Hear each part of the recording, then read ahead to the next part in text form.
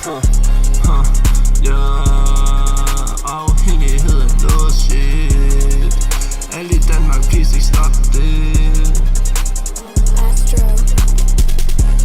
Jeg tager lige en pille, ja. Jeg tager lige et spil, ja. Klokken 3 om natten, amatør, kan jeg vinde her. Tror jeg får det bedre i mit sind. Om der står 100.000 på min konto, om en måned kan jeg ikke finde.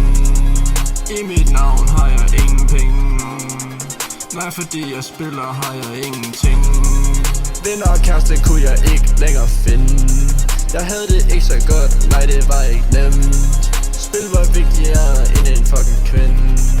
Det var rigtig hårdt.